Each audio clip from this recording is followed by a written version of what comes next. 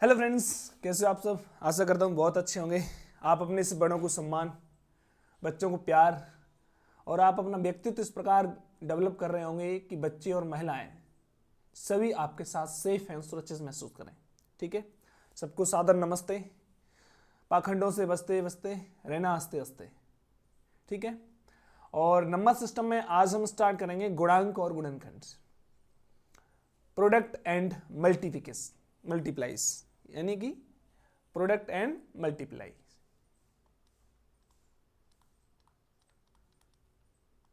Products and multiply.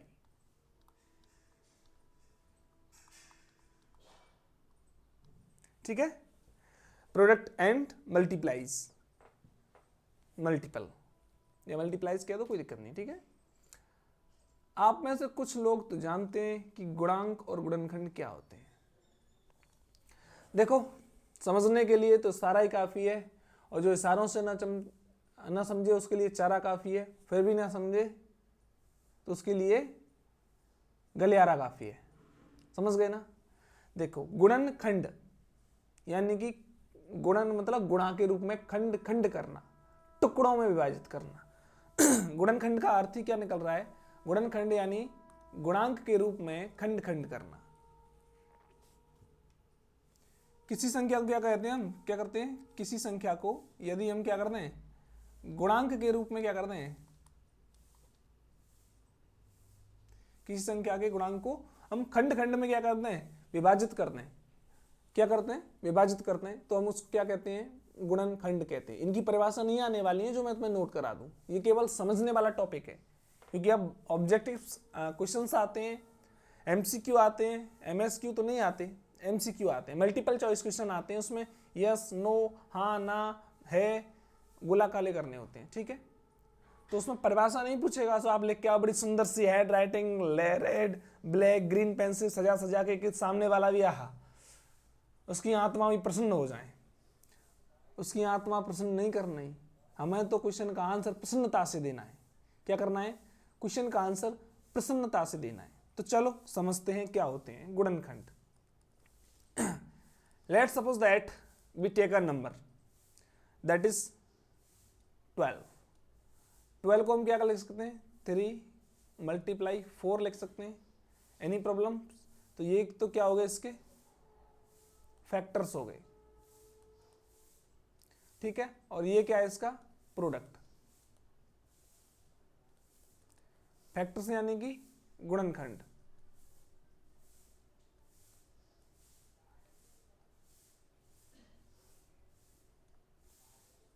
क्या रहे ये हमारे गुणनखंड, और ये क्या हो गया, प्रोडक्ट यानी कि गुणांक कह दो या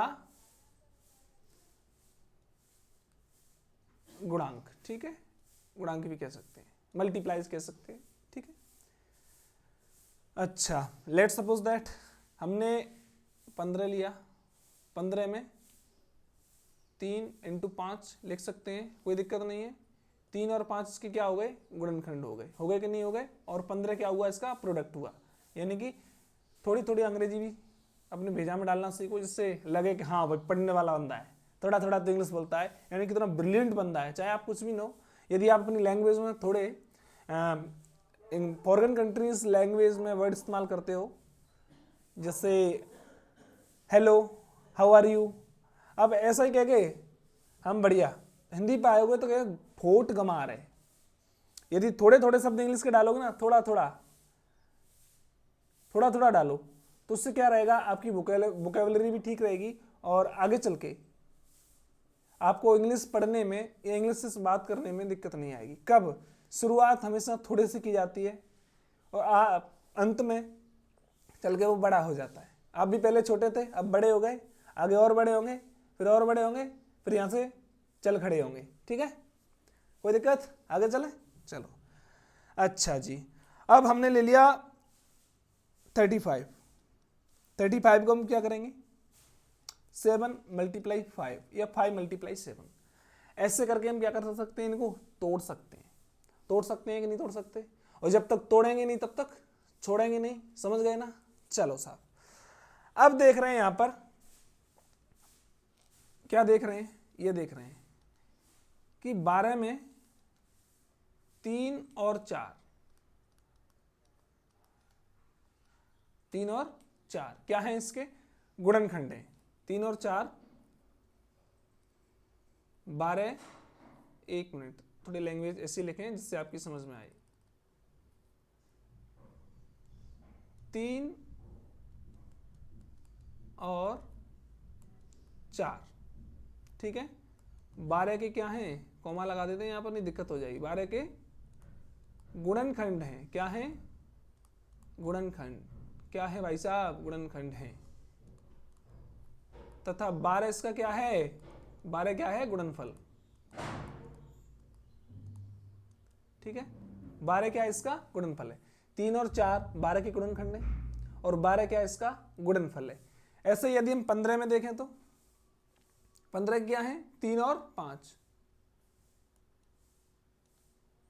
3 और 5 कितने के हैं, 15 के हैं कि नहीं है, ठीक है। तथा गुणन 12, गुणनफल 12 है, ठीक है। And so on just as 15 है। ऐसे हम 35 के देखें, 35 के कितने हैं, 5 और 7, कॉमा कितने के हैं, 35 के गुणनखंड हैं, कितने के हैं, तथा गुणनफल इनका क्या है, 35 है। एनी प्रॉब्लम बॉस, कोई दिक्कत आई है तो चली भी जाएगी, हंसते हंसते आई है, रोते रोते जाएगी। प्रॉब्लम की बात कर रहा हूं मैं, डबल मीनिंग मत लेना, हालांकि आप डबल मीनिंग लेने में बहुत एक्सपर्ट हो चुके हो, क्या करूं, तुम्हारी एज ही इतनी है, ठीक है। अब लेना है तो ज्ञान लेते रहिए, आगे चलते हैं, ठीक है।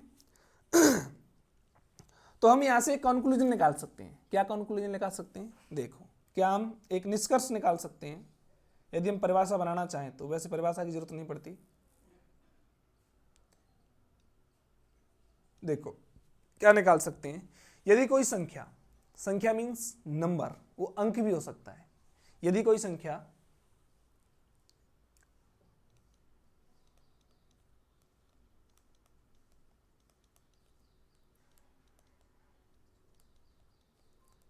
या अंक भी हो सकता है, दी गई संख्या को पूर्णतः भाज्य करती है, ठीक है।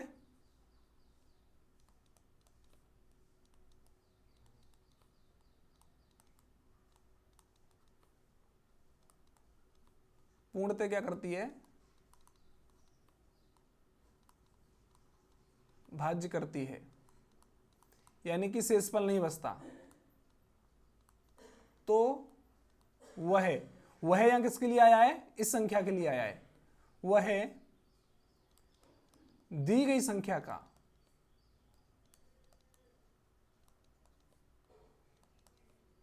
क्या होता है, गुणनखंड होती है,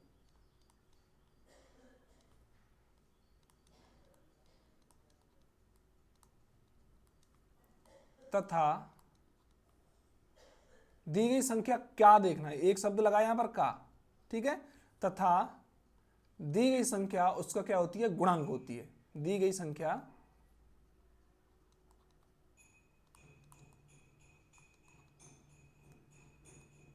उसका, किसका, कोष्टक में ले लेते हैं भाजक,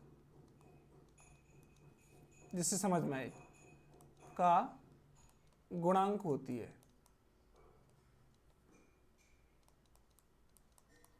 कोई प्रॉब्लम बॉस, नहीं हुई ना, समझना कैसे, एग्जाम्पल के तौर पर आप समझना, मैंने यहां पर कुछ नंबर्स ले लिए, यानी कि 165 ले लिया, ठीक है। ये कितने से डिवाइडेड है, 3 से डिवाइडेड है कि नहीं है, तो ये 3 है ना, इसका क्या है, 165 का क्या है, गुणनखंड है, क्या है, गुणनखंड है, और 165 3 का क्या है, गुणांक है, क्या है, गुणांक, यानी गुणा में अंक है, यानी कि यहां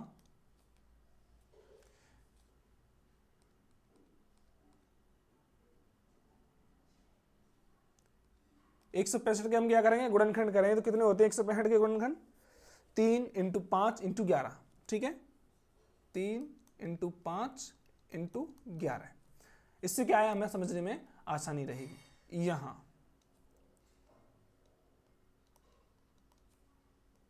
3,5,11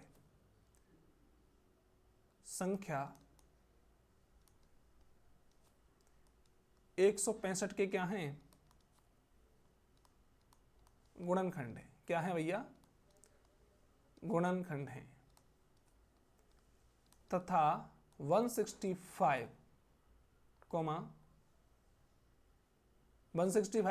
3,4 एक मिनट, 165 कितने की गुणांक है, 3, 5 एवं, तथा 3, 5 165 कोमा लगा देते हैं यहाँ पर, 165 3, 5 एवं 11 की, 3, 5 एवं 11 की क्या है, 11 का गुणांक है, कि नहीं का, 11 का क्या है, गुणांक है। कोई प्रॉब्लम? अच्छा, मैं यहां पर 35 ले लूं, क्या ले लूं, 35 को हम 5 × 7 लिख सकते हैं। कोई दिक्कत नहीं है ना, दिक्कत नहीं है, तभी तो हम यही हैं, होती अंत तो कहते गंत, ठीक है, समझ गए ना, सही है तभी तो कहिए, होती गंत तो कहते अंत। अब देखो यहां 35 क्या है, 35 गुणनखंड है या गुणांक है, गुणांक है, और 5 और 7 इसके क्या हैं, गुणनखंड हैं कि नहीं है। अच्छा, एक और बात बताओ मुझे, यहां से हम देख रहे हैं, कुछ एग्जांपल्स और लेते हैं। 35 के लिए हमने एक 24 और लेते हैं, 24 को हम करेंगे 2 दूनी 4 दूनी 8 8 24, ठीक है। और कुछ लेते हैं, 72 ले लेते हैं, 2 दूनी 4 4 दूनी 8 8 नाम 72 होते हैं ना, 3 × 3। अच्छा, एक चीज देख रहे हैं आप यहाँ, क्या देख रहे हैं, अभी आगे देखेंगे, क्योंकि जो गुणनखंड आ रहे हैं ना वो इससे छोटे ही आ रहे हैं, आ रहे हैं कि नहीं आ रहे, आ रहे हैं या नहीं आ रहे। चलो नेक्स्ट पेज में चलते हैं, वहां आपको थोड़ा और विस्तार से समझाते हैं। हमें क्या, हमें तो केवल पानी निकालने से काम है, यानी कि जड़ तक जाना है, और जब तक हम जड़ तक नहीं जाएंगे तब तक हम कुछ नहीं कर सकते गणित में, ये तो बात मैं कह सकता हूँ गारंटी के साथ। लेकिन हम जड़ तक जा रहे हैं, लेकिन आप इस रेड बटन तक नहीं जा रहे, ये तो गलत बात है ना। सब्सक्राइब कर लो, रेगुलर वीडियोस मिलती रहे, और जैसे हमारे 1K कंप्लीट होते हैं ना, 1000, ये तो 10,000 हो गए, और उसी दिन से हमारी ये क्लास रिकॉर्डेड नहीं मिलेगी, क्या मिलेगी, लाइव मिलेगी। क्या मिलेगी, लाइव मिलेगी। कौन सा टाइम रहेगा, 7 से 8 टाइम बंधुओं हमारा यही रहेगा, 7 to 8 o'clock, ठीक है। कितना रहेगा, 7 to 8 o'clock। अब यदि आप कल ही करते हो तो हम कल से स्टार्ट कर देंगे, परसों करते हो तो परसों से स्टार्ट कर देंगे, ठीक है। ये आपके ऊपर छोड़ रहा हूं, ये आपकी जिम्मेदारी है, दिस इज योर रेस्पॉन्सिबिलिटी, ठीक है। आगे चलें, कोई दिक्कत, समझ गए ना। चलो जी, जैसे हमने एग्जाम्पल के तौर पर एक क्या ले लिया, टॉपिक पर चल रहे हैं अपने पर, 24 ले लिया। 24 के हम क्या कर रहे हैं, गुणनखंड कर रहे हैं, 2 2 2 3, ठीक है। इसके क्या क्या गुणनखंड हो सकते हैं वो हम यहाँ से चेक करेंगे, कौन कौन से गुणनखंड हो सकते हैं। अभाज्य गुणनखंड ये हो गए हमारे पास, ठीक है। एक तो एक रहेगा, एक रहेगा 24, रहेगा कि नहीं रहेगा, यानी कि 24 में एक का भाग जाएगा तो 12 का भी जाए, 24 का भी जाएगा, ठीक है। 2 का जाएगा तो 12 का भी जाएगा, 3 का जाएगा तो 8 का भी जाएगा, 4 का जाएगा तो 6 का भी जाएगा। जाएगा कि नहीं जाएगा, जाएगा या नहीं जाएगा। 2 का जाएगा, सारे हो गए, यही होंगे ना, और कोई तो नहीं होगा। अब हम यहाँ देख रहे हैं कि यदि हम 24 के क्या लिखें, गुणनखंड लिखेंगे, तो हमारे पास कौन कौन से आ रहे हैं, 1 2 3 4 6 8 12, 24। आ रहे हैं या नहीं आ रहे? एक बात बताना मुझे, हम यहां से ये एक चीज देख पा रहे हैं कि किसी भी संख्या का क्या गुणनखंड स्वयं के बराबर होगा। आप कोई सी भी संख्या उठा के देख लीजिए, एक को छोड़कर कोई सी भी संख्या उठा, एक को भी ले लो, कोई दिक्कत नहीं है। आप कोई सी भी संख्या ले लो, चाहे वो नेगेटिव हो या पॉजिटिव हो, उसके जो गुणनखंड होंगे या तो उससे क्या रहेंगे, कम रहेंगे या उसके बराबर रहेंगे। और एक मात्र ऐसी है जो सबका क्या होती है, गुणनखंड रहती है या नहीं रहती। तो इसमें थोड़े पॉइंट्स हम नोट करेंगे, ठीक है, सम इंपोर्टेंट पॉइंट्स।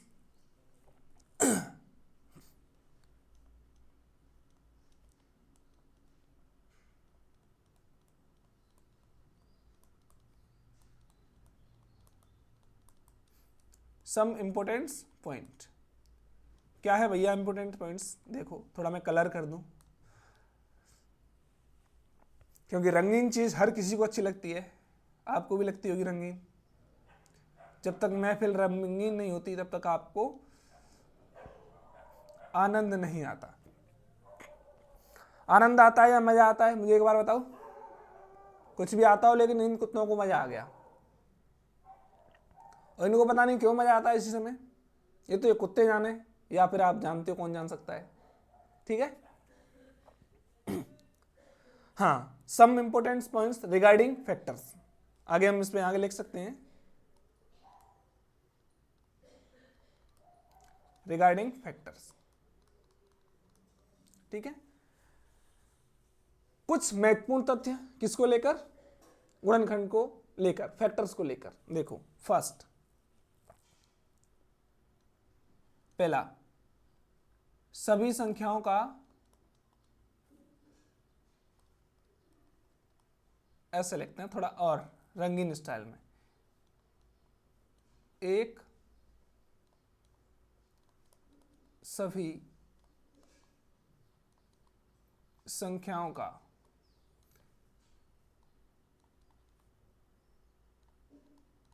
गुणनखंड होता है। सही पकड़े? पकड़ लिया ना? पकड़ के बैठना। यानी एक मात्र ही संख्या है जिस संख्या में, जिसका हम किसी भी संख्या में भाग दे सकते हैं, ठीक है। जैसे हमारा ईश्वर एक है ना, ईश्वर एक है, होता है लेकिन दिखाई नहीं देता। ऐसे एक होता है लेकिन दिखाई नहीं देता। कहां से देखा जाता है? हृदय की आंखों से। यदि आपकी हृदय की आंखें इतनी तीव्र हैं कि जैसे पहचान लेती हैं, वैसे आपकी हृदय की आंखें एक को भी पहचान लेंगी। कंफर्म? कोई दिक्कत नहीं है। आगे चलते हैं, नेक्स्ट पॉइंट क्या है इसका। नेक्स्ट पॉइंट है कि किसी भी संख्या का गुणनखंड उस संख्या के बराबर या उससे कम ही होगा, उससे बड़ा नहीं होगा। देखो,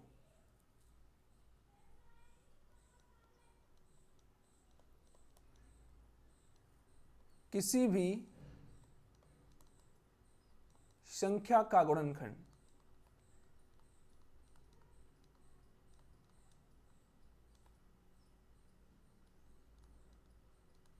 उसके बराबर या उससे क्या रहेगा, कम रहेगा।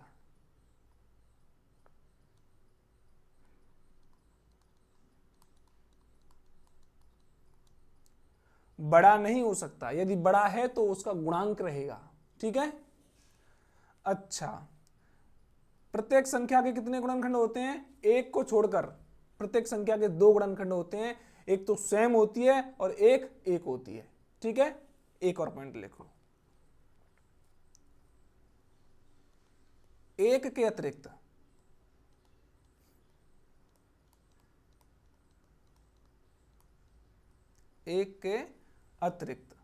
प्रत्येक संख्या के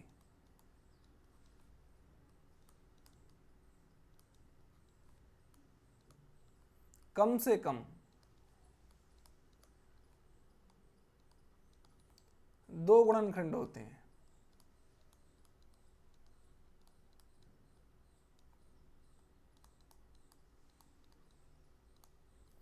ठीक है, कोई दिक्कत आई या नहीं आई? चलो, यदि हमारे पास कोई संख्या दे दी जाए तो उसके गुणांकों की संख्या यदि मैं पूछूं तो कितनी रहेगी। जैसे हम 2 की टेबल यूज करें, 2 4 6 dot dot dot dot infinite तक जा सकते हैं। और 2 स्वयं 2 का क्या एक गुणांक है कि नहीं है, क्योंकि 2 को 2 गुणा 1 लिख सकते हैं। 1 गुणा 1 लिखेंगे तो वो 1 रहेगा। रहेगा कि नहीं रहेगा? बिल्कुल रहेगा, यानी कि रहेगा। समझे? 2 4 6 8, 3 की टेबल लिख लो, 7 की टेबल लिख लो, 8 की टेबल लिख लो, 10 की टेबल लिख लो, जो भी आए उसकी टेबल लिख लो, यानी वो अनंत तक जाएगी। तो हम कह सकते हैं किसी भी संख्या के गुणांकों की संख्या अनंत हो सकती है, होती है, हो सकती है नहीं, पॉसिबिलिटी नहीं, फिक्स है। मस्ट का यूज कर देंगे हम यहाँ पर, इट कैन बी मस्ट, ये होना चाहिए। कैन का प्रयोग करेंगे तो वहां संभावना जता रहे हैं, लेकिन यहाँ संभावना नहीं जता रहे हम। यहाँ हम देख रहे हैं कि जो भी फैक्टर्स हमारे निकाल रहे हैं ना, जिस भी 3 के निकाल रहे हैं तो 3 6 9 12 15 18 एंड सो ऑन चलते जाओ, कितने तक पहुंच गए? इन्फिनाइट तक जा रहे हैं कि नहीं जा रहे? तो ये चीज हमें बड़ी पूर्णता से समझनी है कि किसी भी संख्या के जो क्या होते हैं, किसी भी संख्या के यदि हम गुणांकों की बात करें तो क्या रहते हैं, वो इन्फिनाइट तक जाते हैं, अनंत होते हैं, असंख्य होते हैं। ठीक है, चलो जी।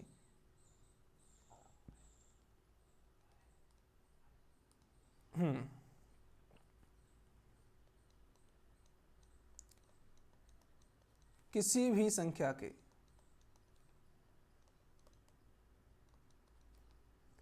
गुणांकों की संख्या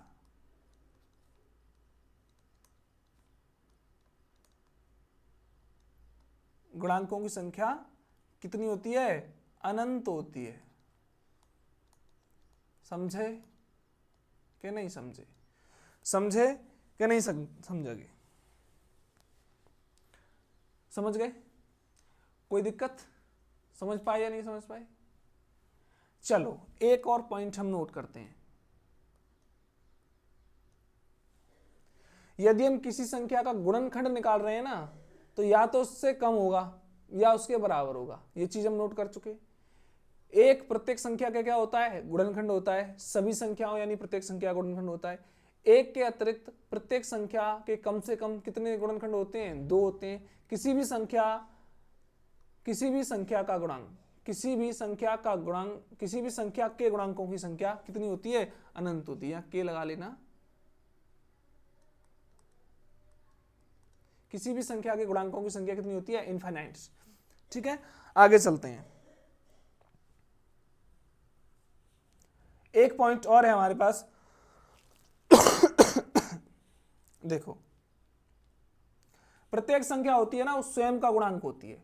24 में 24 का डिवाइड होगा, बिल्कुल होगा। 2 में 2 का डिवाइड होगा, ऑफकोर्स होगा। 3 में 3 का होगा, ऑफकोर्स होगा। यानी कि प्रत्येक व्यक्ति प्रत्येक से बड़ा, खुद से बड़ा नहीं हो सकता।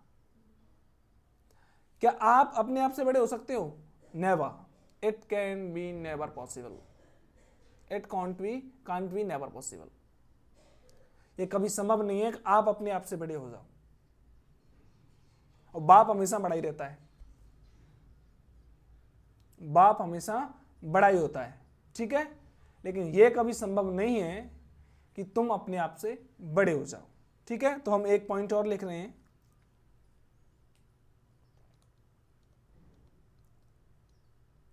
प्रत्येक संख्या स्वयं की क्या होती है?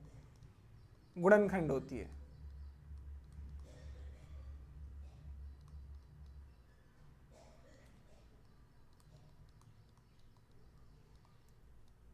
पल्ले पड़ रही है कि ना पड़ रही? एक बात बता दी भैया, जो चीज हम बता रहे हैं वो पल्ले पड़ रही है कि ना पड़ रही? अब देखो, इसमें से हम पहले पॉइंट का एग्जांपल्स लेके समझेंगे। यहाँ पर इजी, एक ही चीज से हम सबको समझ लेंगे। ये जो जितने भी 5 और 6 हमने जो पॉइंट नोट कराए हैं, इससे हम एक ही एग्जांपल समझ लेंगे। इजी वॉज, यानी कि हमने ले लिया 32, 2 दूनी 4, 4 दूनी 8, 8 दूनी 16, 16 दूनी 32। ठीक है, इसको देखो, इसका एक गुणांक हमने क्या लिया?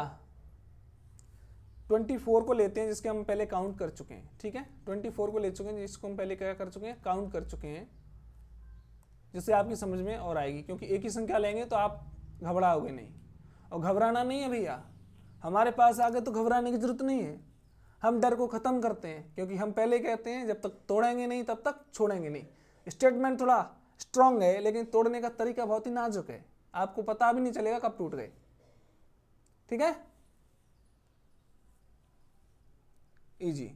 24 के हमने क्या किए थे, फैक्टर्स किए थे। क्या आए थे हमारे पास, 1 आया था, 2 आया था, 3 आया था, 4 आया था, 6 आया था, 8 आया था, 12 आया था और 24 आया था। ये जो सभी पॉइंट्स हैं ना, इनसे समझना, प्रत्येक संख्या में 1 का भाग जाता है, 1 में 1 का जा रहा है, 2 में जा रहा है, 3 में 3 का जा रहा है, 4 में 4 का जा रहा है, 5 में 5 का जा रहा है, 6 में 6 का जा रहा है और 6 में 1 का भी जा रहा है। 2 पॉइंट क्लियर हो गए। यानी प्रत्येक संख्या स्वयं से भाज्य होती है और 1 से भाज्य होती है। इसके बीच में और क्या चल रहा है वो यहां है, ठीक है। सभी संख्याओं का सभी संख्याओं का क्या होता है, गुणनखंड होता है। ये चीज क्लियर हो गई, देख के बता सकते हो। यदि कहीं नहीं दिया है तो बताओ न्यूनतम गुणनखंड क्या है किसी संख्या का। क्वेश्चन हमारे पास पूछने का तरीका यह सकता है, किसी संख्या का न्यूनतम 17 का न्यूनतम गुणनखंड क्या होगा, 18 का न्यूनतम गुणनखंड क्या होगा, तो आपके माइंड में एक ही चीज आनी चाहिए, 1 से न्यून कोई होता ही नहीं है। गुणांक तो 0 भी हो सकता है, गुणांक तो 0 भी हो सकता है, ठीक है, लेकिन गुणनखंड 0 नहीं हो सकता। ये चीज आप नोट कर लेना, ठीक है। अब देखो, पहली संख्या हो गई। दूसरा है, किसी भी संख्या का गुणनखंड उसके बराबर या उससे कम होगा, है कि नहीं है। या हम 24 में देख रहे हैं कि 24 से यदि हम आगे जाएंगे तो गुणनखंड नहीं रहेगा, वो गुणांक हो जाएगा। क्या हो जाएगा, उसका मल्टीपल हो जाएगा। लेकिन गुणनखंड के लिए आवश्यक है या तो उसके बराबर होना चाहिए या उससे कम होना चाहिए। 24 से जितनी भी छोटी संख्या हमारे पास दी गई है, देखो 12, 8, 6, 4, 3, 2, 1, ये इससे क्या है, सब लेस देन है और इक्वल है, ठीक है। तीसरा पॉइंट है, प्रत्येक एक के अतिरिक्त प्रत्येक संख्या के कम से कम 2 गुणनखंड होते हैं, कम से कम 2 होंगे। क्योंकि देखो गुणनखंड की बात कर रहे हैं ना कि हम गुणांक की, तो गुणांक तो उसके अनंत ही होंगे। देखो हमने संख्या ली 24 के साथ, अब यहां ले लेते हैं 35 ले लेते हैं, 35 नहीं 2 ही ले लेते हैं, जिससे आपको समझने में आसानी हो। 2 के गुणनखंड क्या होंगे, 2 में 1 का भाग जाएगा, जाएगा कि नहीं जाएगा, और 2 का जाएगा। 1 के हम लेंगे गुणनखंड, तो 1 का गुणनखंड 1 ही रहेगा, ठीक है। तो ये एक या तो अपवाद मान के चलो मैथ में कि भैया एकमात्र एक ऐसा है जिसके गुणनखंडों की संख्या कितनी होती है, 1। तो क्वेश्चन आपके पास बन सकता है कि वह कौन सी संख्या है जिसका गुणनखंड एकमात्र 1 होता है, जिसके गुणनखंडों की संख्या 1 होती है। यदि आपको पता है तो अब बता दोगे, नहीं पता तो चलते बनो। 5 करोगे, 4 करोगे, 9 करोगे, 12 करोगे, और सबसे पहला ऑप्शन दिया जाएगा, पता है क्या, 2। ऐसे क्वेश्चनों में सबसे पहला ऑप्शन दिया जाता है 2, जानबूझ के, क्योंकि बच्चों के दिमाग में 1 नहीं आती, क्योंकि 2 के 2 मल्टीपल होते हैं। कौन कौन से, 1 एंड 2, 2 फैक्टर्स होते हैं, 1 एंड 2, 1 एंड 2 कितने होते हैं, 2 फैक्टर्स होते हैं। एक तो 1 होता है और एक 2 होता है, ठीक है, कोई दिक्कत। चलो जी, हाँ, किसी भी संख्या के गुणांकों की संख्या अनंत होती है। अब बात आ गई गुणांकों की संख्या। जैसे 2 का गुणांक लें हम, तो 2 हो सकता है, होगा 4 होगा, 6 होगा, 8 होगा, 10 होगा, 12 होगा, 14 होगा, and so on dot dot dot. जाएंगे या नहीं जाएंगे आगे तक, बिल्कुल जाएंगे, जाएंगे। अर्थात अनंत किसी संख्या में हम किसी से गुणा कर सकते हैं, 2 के हम कितने भी मल्टीपल बना सकते हैं। संख्या से गुणा करते जाओ, जो दी गई संख्याएं, जो हमारे दिमाग में संख्या जितनी आ रही है ना, उनसे हम क्या कर रहे हैं, 2 से गुणा कर रहे हैं, तो निम्न संख्या बनती जाएंगी। लेकिन एक आप काम नहीं कर रहे हो, आप जो नीचे रेड बटन दे रखा है ना, यही वाला लाल वाला, दबा दो भाई इसे, पैसे नहीं लगते इसके, है ना। आगे चलें, कोई दिक्कत नहीं ना, ठीक है। और मैं लास्ट वाली ये जो है इसे रिमूव कर देता हूं, जिससे नोट्स पढ़ने में आपको दिक्कत नहीं आए, ठीक है।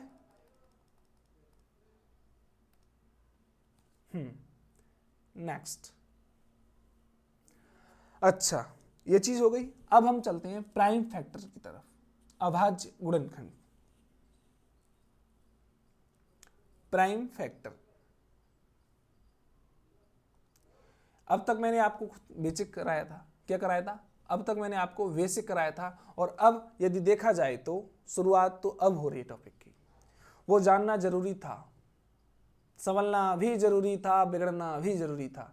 जरूरी था कि एक दिन हम गणित के बेसिक को समझ लेते तो आज ऐसे पढ़ना नहीं जरूरी था। यदि हम पिछली क्लासों में अपने बेसिक को ऐसे समझ लेते ना, जो बेसिक अभी हमने कराया है, तो शायद ही हमें ये क्लास अटेंड करने की जरूरत नहीं पड़ती और ना ही किसी कोचिंग में जाने की जरूरत पड़ती, क्योंकि ये जो चीज़ हम पढ़ रहे हैं ना, ये जो चीज़ हम पढ़ रहे हैं, ये हमारी पिछली क्लासों की दी गई देन है। कक्षा 3 से लेकर 10वीं तक में जो मैथ दिया जाता है, जिसको हम क्या करते हैं, ऊहा पोह में छोड़ देते हैं, और छोड़ने का नतीजा ये रहता है कि हमारा मैथ्स जो है ना वीक रहता है। वीक रहने का कारण एक मैं टीचर को भी मान सकता हूँ कि शायद उसका पढ़ाने का तरीका ऐसा हो जो बच्चों की समझ में ना आया हो, और सबसे ज़्यादा मैं यदि किसी को रेस्पॉन्सिबल मानता हूँ तो वो आप खुद हो, क्योंकि यदि आप पूछोगे नहीं तो बचाओगे नहीं। आप मुझे नहीं पूछोगे तो मैं आपको कैसे बता दूंगा। डॉक्टर के पास जाते हो तो सबसे पहले पूछ दो क्या परेशानी है, तो जब तक तुम परेशानी नहीं बताएंगे तब तक डॉक्टर दवा नहीं देगा। यही हाल हो चुका है हमारे हर जहां का, कि आप जब तक अपनी परेशानी न बताओगे तब तक आपको कोई भी सॉल्यूशन देने वाला नहीं है, नहीं है, नहीं है। ये चीज़ आप नोट डाउन कर लेना भविष्य के लिए। आपने अपने टीचर से कभी पूछा कि सर ये कैसे आया, क्यों आया, कब आया, कहाँ से आया? नहीं पूछा। आपने पूछा नहीं तो टीचर ने बताया नहीं। तो 90% मैं रेस्पॉन्सिबल मानता हूँ टीचर को, सॉरी स्टूडेंट को। टीचर को जितना आप बताओगे, पूछोगे, वो उतना बताएगा। कोशिश करते हैं टीचर आप उससे अपने से ज़्यादा बताने की, लेकिन बच्चे सर जी क्या करेंगे, हम तो रट्टा मार लेंगे। तो बेटा रट्टा मारना कंपटीशन एग्जाम्स में नहीं चलता, नहीं चलता, नहीं चलता। ठीक है, चलो हम अब पढ़ रहे हैं प्राइम फैक्टर।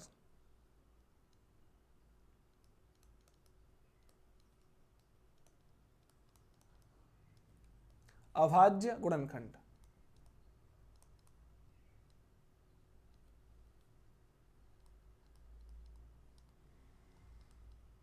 अभाज्य गुणनखंड, ठीक है। जानते होंगे, पिछली कक्षाओं में आपने पढ़ा होगा, लेकिन कभी कभी भूल जाते हैं अक्सर, जिन्हें हम याद नहीं करते। पता है ना, भूल जाते हैं अक्सर हम उन्हें, जिन्हें हम याद नहीं करते। तो याद करना सीखिए। इस पेन को हम पेन इसलिए कह रहे हैं क्योंकि हम हमारी इससे मुलाकात रोज होती है। यदि गणित की आपकी मुलाकात रोजाना होगी ना, और आप उसको कुरेदोगे, उसके अंदर की जो अच्छाइयाँ हैं, बुराइयाँ हैं, उनको जानोगे ना, कभी आप गणित में पीछे नहीं रहोगे, गणितज्ञ बन जाओगे। रामानुजन के बारे में आप उनकी हिस्ट्री पढ़ना, ठीक है, बहुत अच्छी है, लाजवाब है। हाँ, तो प्राइम फैक्टर्स मतलब अभाज्य गुणनखंड। कोई संख्या दी गई है हमारे पास, क्या दी गई है, let's suppose that the given number is 24। अब कह रहे होंगे सर आप ये 24 ही क्यों ले रहे हैं, 24 का आंकड़ा क्या चल रहा है भाई? 24 का आंकड़ा मैं इसलिए ले रहा हूँ जिससे आपकी समझ में, एक ही संख्या 24 नहीं, आप कोई सी भी ले लो, 35 ले लो, 23 ले लो। 23 के दो ही फैक्टर्स होंगे कि नहीं होंगे, 1 और 23। 24 ले लो, 25 ले लो, कोई सी भी ले लो। इसलिए 24 मैंने इसलिए लिया है क्योंकि इसमें थोड़े फैक्टर्स भी अच्छे हैं, 2-3 तक जाते हैं और आगे समझने में भी आसानी रहती है। ठीक है, तो चलो इसके हम फैक्टर करेंगे तो क्या रहेगा, 2, ठीक है, 2, 2, 3, क्योंकि होते हैं 8 24। कैसे किए मैंने किए भैया ऐसे, 24, 2 से 12 बार गया, 2 6 बार गया, 2 3 बार गया, और 3 से 1 बार गया। और ये चीज़ मैं आपको पहले ही बता चुका हूँ कि सांप को तब तक मारते हैं या तो लाठी ना टूट जाए, या सांप ना भग जाए, या मर ना जाए। तीनों में से एक काम होना अनिवार्य है। या तो हमारी पहली प्राथमिकता ये होती है कि अपना एनर्जी वेस्ट ना करें, सांप को जाने ही दें। यदि आप पर लग रहा है कि हम इसे नहीं मार सकते तो उसको जाने दो, समय बर्बाद मत करो अपना। आपको लग रहा है कि हम इस दी गई संख्या के फैक्टर्स नहीं कर सकते तो जाने दो, छोड़ दो, नेक्स्ट क्वेश्चन को अटेम्प्ट करो। मेरा कहने का अर्थ ये है। आप क्या समझ रहे हैं मुझे नहीं पता, ठीक है। चलो अच्छा 24 के हो गए, 72 के, 72 के फैक्टर कैसे करेंगे? करने का तरीका हमारे पास, अच्छा इसे 1 नंबर दे देता हूँ, इसे 2 देता हूँ, इससे आपको कन्फ्यूजन ना हो। 72 के हमें क्या करने हैं? फैक्टर्स करने हैं। तो 2 दूनी 4 दूनी 8 और 8 नाम होते हैं 72, 3 इंटू 3 होते हैं कि नहीं होते? कोई दिक्कत? कैसे फाइंड किया मैंने? फाइंड करने का तरीका मेरा वही है जो मैंने अभी ऊपर बताया है। 72 कितने से करेंगे इसको? 2 से करेंगे, 36 बार जाएगा, फिर 2 से देंगे 18 बार जाएगा, फिर 2 से देंगे 9 बार जाएगा, फिर 3 से 3 बार और 3 से 1 बार। सांप मर गया और लाठी भी ना टूटी। सांप मर गया और लाठी भी ना टूटी। अब देखो 2 के कितने अंक हैं? 1 2 3 हैं कि नहीं है? 3 के कितने अंक हैं? 3 2। इसको हम ऐसे भी लिख सकते हैं, कैसे भी लिख सकते हैं? 72 इज इक्वल टू 2 की पावर कितनी रहेगी? 2 के जितने अंक है उतने, 1 2 3 अंक है तो कितनी रहेगी? 3 इंटू 3 की पावर कितनी रहेगी? 2। क्वेश्चन दिया जाएगा आपको, find the following numbers factors of 72। निम्नलिखित संख्याओं में से 72 का गुणनखंड है कि अभाज्य गुणनखंड है। एक तो दिया जाएगा आपको ऐसे और एक दे दिया जाएगा आपको ऐसे, 18 इंटू 2 और मैक्सिमम स्टूडेंट इसको टिक करके आते हैं, क्योंकि एग्जामिनर जानता है कि बच्चा प्रथम दृष्टया किस कार्य को करेगा, उसी गलती को करवा देता है। क्योंकि एग्जामिनर भी बच्चा रहा होगा, इतना बड़ा तो नहीं कूदा भैया जितना बड़ा वो है। ये चीज बहुत अच्छी तरह से जानता है एग्जामिनर कि बच्चे कहां गलती कर सकते हैं, और जहां गलती करेंगे ना उन ऑप्शंस को पहले रखते हैं। जहां गलती करेंगे ना उन ऑप्शंस को सबसे पहले रखते हैं, जहां गलती ना के बराबर होती है ना उन ऑप्शन को बीच में रखते हैं, या तो 2 पे रखेंगे या 3 पे रखेंगे या 4 पे रखेंगे। ठीक है। और मैक्सिमम अटेम्प्ट करके आते हैं जिन्होंने गणित को नहीं समझा है, नहीं जाना है, मैक्सिमम अटेम्प्ट किससे करके आते हैं? इसे करके आते हैं। 72 यानी 18 मल्टीप्लाई 2 मल्टीप्लाई 2 या 2 मल्टीप्लाई 18, क्योंकि उनके दिमाग में क्या है? गुणनखंड मतलब गुणा करके जोड़ दो, बेहतर आना चाहिए ना। ना बाबा ना, ऐसा नहीं होगा। समझ गए? कोई दिक्कत? चलो आगे चलते हैं। अब मैं आपको कुछ क्या देने वाला हूं? होमवर्क देने वाला हूं, जो होमवर्क आपको करके लाना है। लेकिन आज तक का रिकॉर्ड है, भाई साहब इतने बिजी रहते हैं कि क्लास तो ले लेते हैं लेकिन समझ गो, हाँ नहीं देते। वहां व्यस्त होना जरूरी है लेकिन यहाँ व्यस्त होना जरूरी नहीं है। कहाँ व्यस्त होना जरूरी है ये आप लोग अच्छी तरह से समझ चुके होंगे। ठीक है। तो मैं कुछ होमवर्क दे रहा हूं आपको,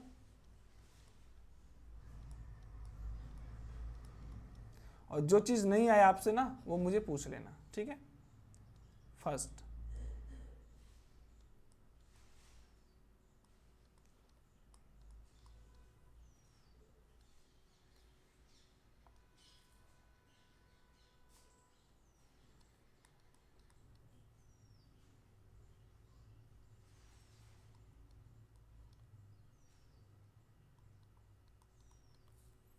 छठवां क्वेश्चन है,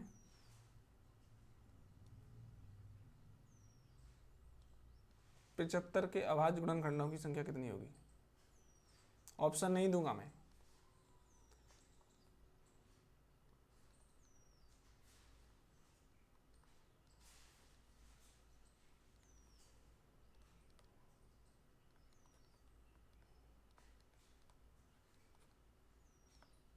ठीक है।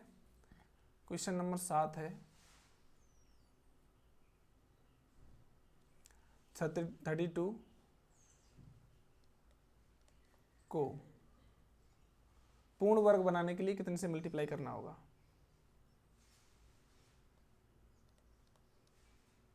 पूर्ण वर्ग संख्या